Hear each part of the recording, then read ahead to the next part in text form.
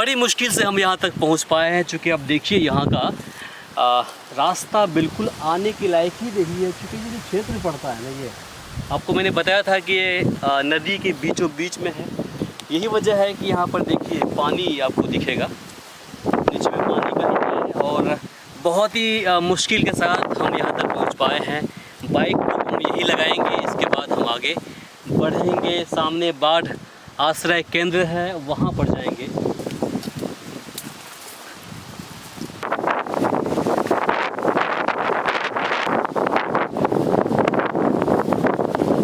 हो सकता है इसमें सांप कीड़े भी होंगे, अब उतना रिस्क लेने की ज़रूरत नहीं है। हाँ, ये बाढ़ आश्रय केंद्र का देखिए 12 साल में बिल्डिंग नहीं चली है, देखिएगा ज़रा। एक चीज़ बताइए कि ये जो बिल्डिंग बिल्कुल नदी के बीचों बीच बनी है, इसका कोई फ़ायदा हुआ आज तक? कोई फायदा नहीं इससे कोई फायदा नहीं। पब्लिक को कौन फायदा है? यहाँ कौन आएगा रहने के लिए? चोर बदमाश तो आते होंगे रात में, शायद हो सकता है उसके लिए सुरक्षित। कौन जानता है? क्या कर रही है माता जी आप? बिछौन बुनबे। बिछौन बुनिएगा? अच्छा, कहाँ से काटी हैं? रोड के बगल से लाबी। अपने खेत में? रोड के कता के। अच्छा, वो रोड खेत में, सरकारी वाला में? हाँ। यहाँ इतना पानी हेल कर आना पड़ता, कमर से ऊपर। अच्छा, अब अगर पानी ज़्यादा रहता तो आप आ सकते यहाँ। नहीं, कैसे आते हैं? तो वही बात। बिल्कुल धार में बनी है, बिल्कुल बीचों बीच। हाँ, ये बिल्कुल धार में।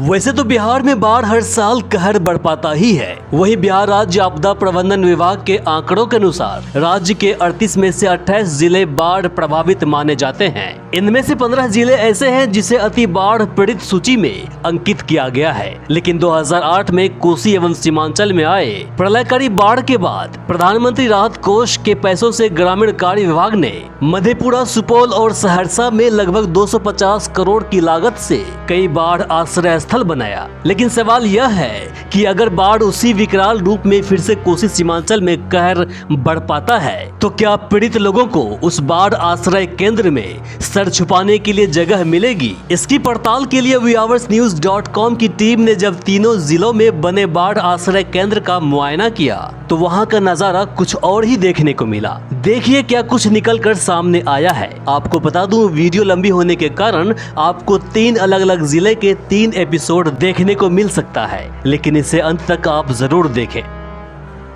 शुरुआत करते हैं मधेपुरा जिले से, जहां पर अभी हम खड़े हैं। 2 पंचायतों का ये बॉर्डर है।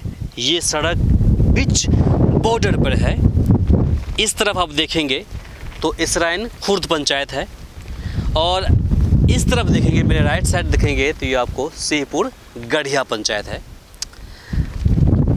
अब इस तस्वीर को देखिए कि जो पुल यहाँ बनी है कहाँ पर है। ये बीच नदी में है बनी हुई, इसको हम लोग धार कहते हैं। बीच धार में ये पुल बनी हुई है। एक ये वाली पुल है और आगे में छोटी पुल है। इस नदी का धार को देखिए, आपको दिखाई देगा कि सामने से इधर से गई है। तो ये जो बिल्डिंग आपको दिखाई दे रहा है, हम चाहेंगे कि जूम करके दिखाइए उस बिल्डिंग को। वो बाढ़ आश्रय केंद्र बना हुआ है और नदी के बीच धार में वो बिल्डिंग बनी हुई है, उधर देखिए। वहीं आप राइट साइड हम चाहेंगे कि दिखाइए, थोड़ा सा इस तरफ थोड़ा सा आइए, यहाँ पर दिखाइए। सिंहपुर गढ़िया पंचायत है और सिंहपुर गढ़िया पंचायत के बाढ़ आश्रय केंद्र जो बना हुआ है, बिल्कुल इधर भी नदी के धार में बना हुआ है। देखिए, उस भवन के पास हम जाएंगे और देखेंगे कि आखिर उसकी क्या स्थिति है। हम आपको दोनों भवन की स्थिति से आपको हम रूबरू कराएंगे कि वहाँ की स्थिति कैसी है और किस अवस्था में वो बिल्डिंग बनी हुई है और पड़ी हुई है। क्या उसके अंदर लोग जाते भी हैं या फिर जाने का जगह भी है। तो आइए हमारे साथ वहाँ पर, फिर इसके बाद हम आगे बातें करेंगे।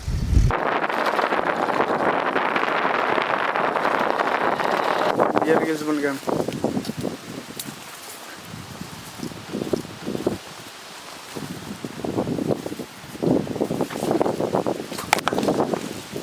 मधेपुरा ज़िले के ग्राम पंचायत इसरैन खुर्द में हम पहुंचे हैं, जहां पर एक बाढ़ आश्रय केंद्र बना हुआ है। 2008 में प्रलयकारी बाढ़ के बाद ये आश्रय केंद्र बनाया गया है। इसकी बजट लगभग 60 लाख के आसपास की है। हम दिखाते हैं कि इसकी कंडीशन क्या है। तो मेरे पास आप पहुंचिए, फिर आपको हम दिखाएंगे कि ये कहाँ पर बनी है। आइए मेरे साथ। आप देखेंगे तो आपको दिखाई देगा यहाँ पर सिर्फ जलावन रखा हुआ है। हम आपको दिखाएंगे कि इस रूम जो केंद्र बना है, इसके अंदर जो रूम है उस रूम में क्या कुछ है। अब देखिए, इस रूम के अंदर पूरा का पूरा जलावन भरा हुआ है। ये देखिए, मकई का वो उसका जो वेस्ट होता है पार्ट, वो है। सारा जलावन आपको देखने को मिलेगा। यहाँ पर इस तरफ देखिए भूस रखा हुआ है, भूसा है, संठी है, सारा कुछ है। आप इस तरफ भी दिखाएं, दृश्य को दिखाएं और समझ में आए कि आखिर बाढ़ आश्रय केंद्र, बाढ़ आश्रय जो स्थल है, इसका किस प्रकार से इस्तेमाल किया जा रहा है। अब आपको हम दिखाएंगे कि जहाँ पर ये बिल्डिंग बनी है, वो बिल्डिंग किस जगह पर है और क्या लोकेशन है एग्जैक्टली, आपको हम दिखाते हैं। पहले आप इस तरफ आइए।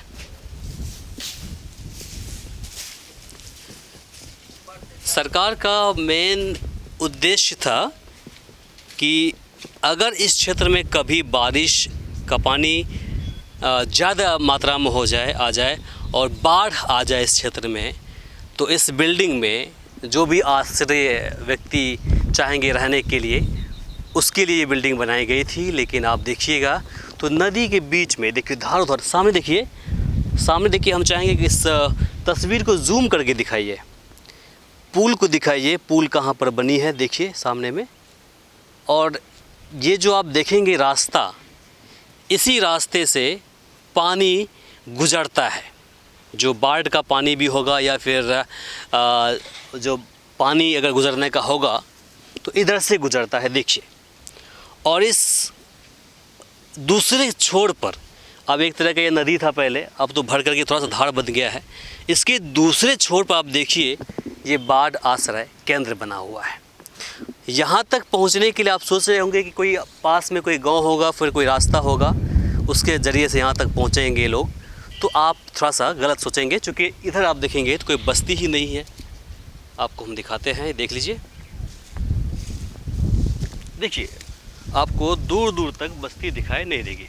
देखिए, पूरा का पूरा खेत है और आसपास जितना भी है देखिए एकदम लिया है। ज़मीन का आप स्तर लेवल को देखिएगा तो आपको पता चलेगा काफ़ी ये लिया है। और ये बीच नदी के बीच में इस आश्रय केंद्र को बनाया गया है, जो सवाल के घेरे में है। देखिए, ये देखिए, हम आपको इधर लेके चलते हैं और फिर इसको आप देखिए।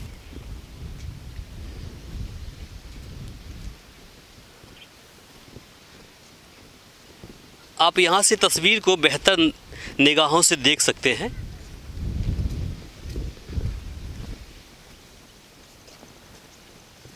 यहाँ से आप तस्वीर को देखिए और फिर महसूस कीजिए कि आखिर ये बाढ़ आश्रय केंद्र कहाँ बना हुआ है। इधर दिखाइए, थोड़ा सा सामने पुल को दिखाइए, थोड़ा जूम करिए तस्वीर को और फिर इस पुल को दिखाइए। हाँ, अब उसकी जो धार है उसकी दिखाइए, आप यहाँ पर लेकर के आइए इसको।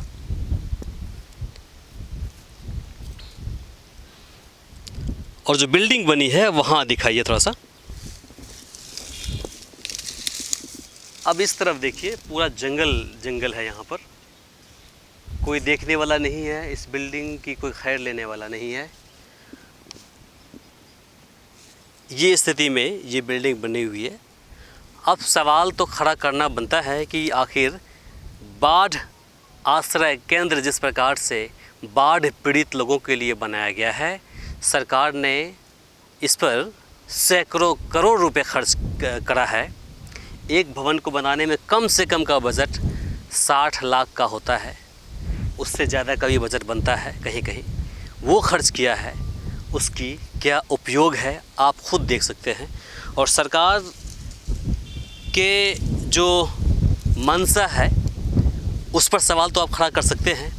साथ ही किस प्रकार से पैसे की बंदरबांट की गई है कि बाढ़ आश्रित व्यक्ति को, बाढ़ पीड़ित व्यक्तियों को उस जगह पर लाने का प्रयास किया जा रहा है जहां पर खुद बाढ़ का पानी आता है। देखिए बीचों बीच नदी के बीच में आप देखेंगे तो ये आपको बाढ़ आश्रय केंद्र बना हुआ है। देखिए तस्वीर देखिए, एकदम बीचों बीच है। और इसी प्रकार से आप उस तरफ देखेंगे तो एक और बना हुआ है, वो भी बीच नदी की भी में है। वो देखिए आप, हम चाहेंगे कि इस तस्वीर को जूम के माध्यम से दिखाइए। इसी नदी के बीचों बीच वहाँ बना हुआ है, वहाँ तक पहुँचने के लिए कोई रास्ता नहीं है। ठीक उसी प्रकार जिस प्रकार से यहाँ पहुँचने के लिए आपको आसपास में कोई रास्ता दिखाई नहीं देगा। और ये जो हमने देखा है, एक साइकिल खड़ी है, लोग एक रास्ता बना रखा है पैदल जाने का, और ये बिल्कुल धार के होकर के है। बीच में ना कोई सड़क है और ना ही कोई पुल है, और वहाँ से लोग यहाँ पर। आप बताइए कि अगर जिस प्रकार से कोसी और सीमांचल क्षेत्र के जितने भी ज़िले हैं सभी को हाई अलर्ट पर रखा गया है कि हो सकता है कि बाढ़ का पानी जल्द ही किसी भी ज़िले के अंदर इंटर कर जाएगा, घुस जाएगा। इसीलिए सबको अलर्ट कर रखा है कि आप लोग जो ऊंचे स्थल पर जाने के लिए तैयारी कर लें, और साथ में जहां बाढ़ आश्रय केंद्र बना हुआ है वहां जाने के लिए आप लोग तैयार हो जाए। लेकिन अगर ऐसा कुछ होता है तो आप इस हालात को देखने के बाद क्या कहेंगे? क्या उन्हें यहाँ पर आश्रय मिलेगा? क्या वो लोग यहाँ पर सुरक्षित पहुँचेंगे? हमें तो ये लगता है कि ये जगह उसके लिए ज़्यादा ही ख़तरनाक है जितना कि ख़तरनाक बाढ़ का पानी है।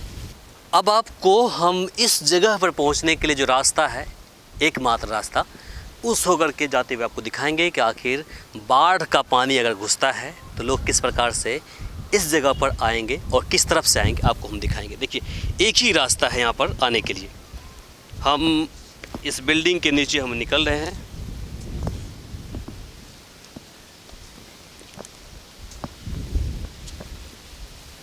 और ये देखिए ये रास्ता है, ये रास्ता है, इसे आप देखिए। और ये बिल्कुल बीच जो धार है, बीच नदी है, उसी का ये रास्ता है। पहले नदी हुआ करता था यहाँ पर, लेकिन अब सूख गई है। तो ये देखिए ये है एकदम हम बीच नदी के बीच में यहाँ पर खड़े हैं, जहाँ जिसे हम अपने लैंग्वेज में उसी का छोटा टुकड़ा निकलता है तो उसे धार कहते हैं हम लोग। तो उसके बीच में हैं और यहीं से आपको ये जो आश्रय केंद्र आपको दिखेगा, बस यही है रास्ता, एकलौता यही है। इसके अलावा कोई दूसरा रास्ता नहीं है। लोगों ने अपनी ज़मीन के अंदर ही रास्ता दिया है इसमें किया। देखिए किसे आप जिम्मेदार ठहराएंगे आप खुद सोचिएगा, क्योंकि जिस प्रकार से जगह की चिन्हित की गई है सवाल के घेरे में है। आपको हम दूसरे जगह पर लेकर चलेंगे और दिखाएंगे कि आखिर वहाँ पर जो बाढ़ आश्रय केंद्र बना हुआ है उसकी क्या स्थिति है। हमारे साथ बने रहें।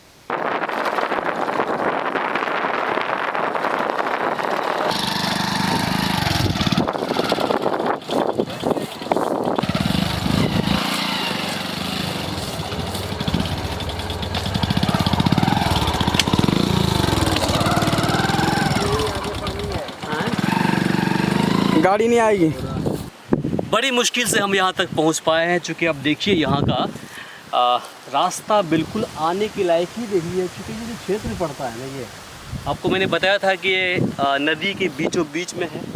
यही वजह है कि यहाँ पर देखिए पानी आपको दिखेगा, नीचे में पानी का ही है। और बहुत ही मुश्किल के साथ हम यहाँ तक पहुँच पाए हैं।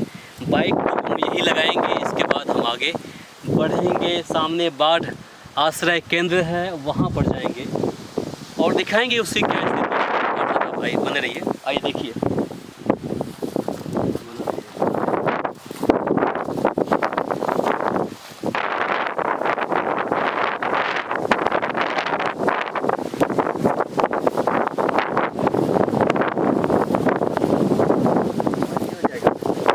अंततः ग्राम पंचायत शेखपुर गढ़िया में बने बाढ़ आश्रय केंद्र के पास हम पहुंच ही गए। आपको हम दिखाएंगे कि यहाँ पर क्या कुछ होता है इस जगह पर। आप मेरे साथ आइए, देखते हैं।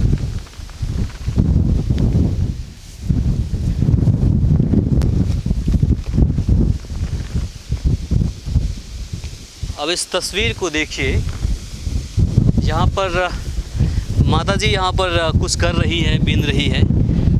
आप पहले आपको इसका जो बाहर का दृश्य है उसको दिखाते हैं। ये देखिए, ये पूर्व का क्षेत्र है, इस तरफ दक्षिण का क्षेत्र है, दिखाई ज़रा सा। और साथ ही इधर देखिए पश्चिम का क्षेत्र है, पश्चिम इधर का। और इधर देख लीजिए एक बार आपको हम दिखा रहे हैं। ये उत्तर का क्षेत्र है। देखिए, आपको दूरों दूर तक एक भी घर दिखाई नहीं देगा। देखिए, एक भी घर दिखाई नहीं देगा। और फिर बिल्कुल बीच नदी में, जो मुख्य धार होता है नदी का, उसमें ये भवन बनी हुई है। माता जी से हम बातें करेंगे, लेकिन पहले आपको हम दिखा देते हैं। थोड़ा सा आप अंदर आएँ, इसके स्थिति को दिखाते हैं कि आखिर ये भवन किस हालत में है। ये देखिए, इस भवन की स्थिति ऐसी है। देखिए, आप इस तरफ आइए, देखिए।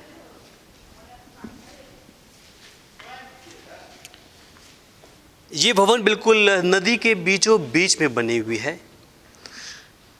भवन को बनाने के लिए किसने पास किया है, सवाल के घेरे में है। चाचा जी हैं, लगता है कि काफ़ी आस पास के हैं क्या आप? हम लोग का ज़मीन है। ज़मीन है? हाँ, आप इधर भी ज़मीन है। ये पार्ट जो है, इसके बगल में भी ज़मीन है। इससे पूरा भाई ये हुआ मेरे चाचा का ज़मीन। अच्छा, क्या नाम हुआ चाचा का आपका? रूपचंद शाह। उन्हीं की ज़मीन में बनी है? हाँ। किसने बनाया था ये बिल्डिंग? ये बात तो हम नहीं जानते हैं, सरकारी तरफ से न बना उस होगा। वक्त में मुखिया कौन था? मुखिया था शायद विजयन यादव। विजेंद्र यादव? 2008 में विजेंद्र यादव थे? हाँ। अच्छा, एक चीज़ बताइए कि ये जो बिल्डिंग बिल्कुल नदी के बीचों बीच बनी है, इसका कोई फ़ायदा हुआ आज तक? कोई फायदा नहीं इससे कोई फायदा नहीं। पब्लिक को कौन फायदा है? यहाँ कौन आएगा रहने के लिए? चोर बदमाश तो आते होंगे रात में, शायद हो सकता है उसके लिए सुरक्षित कौन जानता है? हम लोग सुरक्षित, हमको लगता है कि सुरक्षित जगह बिल्कुल उनके लिए यही है, क्योंकि जिस तरह से वो तो दूर दूर वो तक तो जंगल एरिया खोजबे करता है चोर बदमाश। शरीफ थोड़े खोजेगा यहाँ।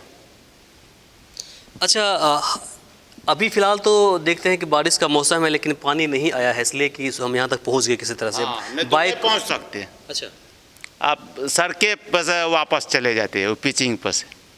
अच्छा, यहाँ इतना पानी हेल कर आना पड़ता, कमर से ऊपर। अच्छा, अब अगर पानी ज़्यादा रहता तो आप आ सकते यहाँ। नहीं, कैसे आते हैं? तो वही बात। बिल्कुल धार में बनी है, बिल्कुल बीचों बीच। हाँ, ये बिल्कुल धार में।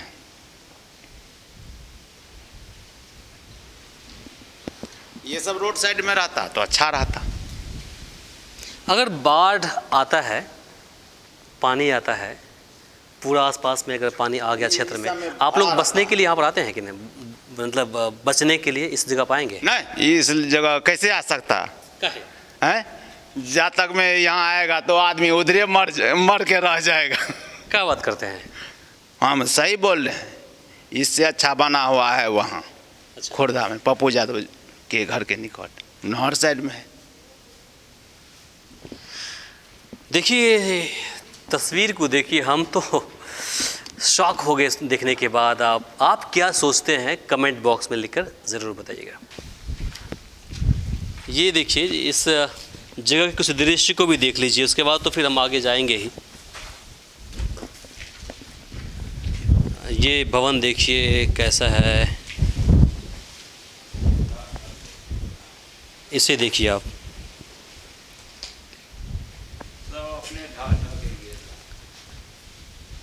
याद रखिएगा, 2008 में प्रलयकारी बाढ़ के बाद ये बिल्डिंग बनी है और 2022 चल रहा है, तो मान लीजिए 14 साल।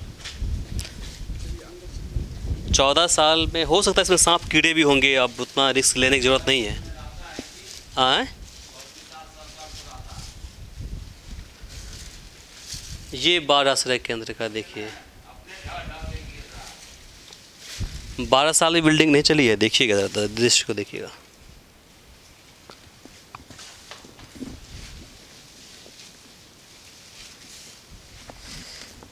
इससे ज़्यादा बोलना भी मेरे लिए ठीक नहीं होगा, चूँकि जो हालात है, जो इस बिल्डिंग की स्थिति है, जो जगह चुना गया है, बनाने वाले चुने गए होंगे, जिन्होंने अप्रूवल दिया है, जिस विभाग ने अप्रूवल दिया है, जिस इंजीनियर ने अप्रूवल दिया है, ऐसे इंजीनियरों के लिए हम तो एक ही बात कहेंगे, शाबाश। ऐसे ही इंजीनियर, ऐसे ही अप्रूवल देने वाले व्यक्ति हमारे देश में होना चाहिए, जब जाके हमारा देश तरक्की करेगा। 12 साल भी नहीं हुआ इस बिल्डिंग को, और ये आपको लेकर चलेंगे हम छत पर, जहाँ से आपको इस क्षेत्र के दृश्य को हम दिखाएंगे। आइए मेरे साथ पहले।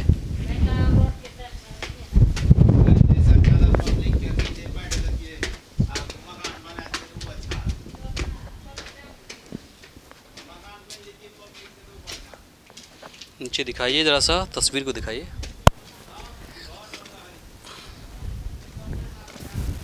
ये रहा दृश्य।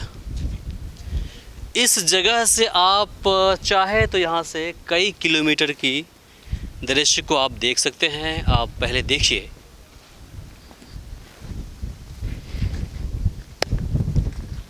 आपको ये दक्षिण है, दूरों दूर तक एक भी घर दिखाई नहीं देगा। ये आप देखिए पूर्व है, इधर भी वही कहानी है। ये है उत्तर, ये भी यही कहानी है। ये है इस तरफ पश्चिम, यही कहानी है। और सबसे ख़ास बात इस जगह की ये है कि जहाँ पर ये बिल्डिंग बनी है, बिल्कुल नदी के बीचों बीच बनी है। मेरी जो गाड़ी है शायद आपको नहीं दिखाई देगी, यहाँ से उधर रखा मैंने गाड़ी को, जो गाड़ी वहाँ से इधर आने के लिए सक्षम नहीं थी, वो वहीं पर वो बम बोल गई, वो छोड़ दिया मैंने वहीं पर। सामने में जो इसरन खुर्द पंचायत के अंदर बनी एक और भवन, बाढ़ आश्रय केंद्र, वो देखिए, आपको दिखेगा। जूम के माध्यम करके से दिखाइए तस्वीर को। उस तरफ वो भी बिल्कुल इसी नदी के धार में बनी है। 2008 में प्रदेश में मुख्यमंत्री नीतीश कुमार जी थे। 2005 में बने थे, 8 तक थे। उस वक्त देश के रेलवे मिनिस्टर लालू प्रसाद यादव जी थे। पूरा देश उस प्रलयकारी बाढ़ के बाद एकजुट होते हुए दिखे थे, और प्रत्येक व्यक्ति ने थोड़ा बहुत जितना हो सके चंदा दिया था। और यही वजह था कि उस वक्त बिहार के दर्जनों उस प्रलयकारी बाढ़ के चपेट में तो आ गए थे, लेकिन बाद में सभी के मदद से सभी ने अपना ज़िंदगी दोबारा शुरुआत कर ली थी। पटरी पे सभी की ज़िंदगी आ गई। 2008 को आज 14 साल हो गए। 2022 चल रहा है, 14 साल हो गए। उसके बाद बिहार के कई ज़िलों में जितने भी बाढ़ ग्रस्त इलाका था, वहाँ पर प्राथमिकता के साथ बाढ़ आश्रय केंद्र बनाया गया था। लेकिन 2022 में, यानी कि 14 साल के बाद, इस जगह पर जब हम लौट करके आए हैं, तो इसका दृश्य आप देखिए। 14 साल के बाद क्या दृश्य है, देखिए। आपको एक भी बिल्डिंग का जो पार्ट है सही सलामत जगहों पर नहीं मिलेंगे। सभी 14 साल भी नहीं हुआ है और सभी टूट के झड़ने लगे। और सबसे बड़ा सवाल है कि जिस जगह पर ये बिल्डिंग को बनाया गया है, क्या कहेंगे आप? बीच नदी में बनाया गया इस बिल्डिंग को। सवाल इतना बड़ा है जिसका जवाब आपको कभी नहीं मिलेगा। मुख्यमंत्री साहब 2022 में भी बने हुए हैं, 2005 में बने थे और 2022 चल रहा है। लगातार 5वीं-6ठी बार मुख्यमंत्री बने हैं। और फिर इस बिल्डिंग की खैर लेने के लिए किसी के मुंह में ज़ुबान तक नहीं है, कम से कम वो बोल दे कि आखिर हमने जो 2008 में प्रलयकारी बाढ़ के बाद बिल्डिंग बनाने के लिए जो पैसा कल अलॉटमेंट किया था वो पैसा कहाँ खर्च हुआ है। जिस प्रकार से पिछले कुछ महीनों से लगातार कोसी और सीमांचल के वरीय अधिकारी, आप ज़िला अधिकारी लगातार मीटिंग कर रहे हैं आपदा प्रबंधक विभाग के साथ, आपदा प्रबंधक टीम के साथ, और कुछ ज़िलों को हाई अलर्ट घोषित किया है।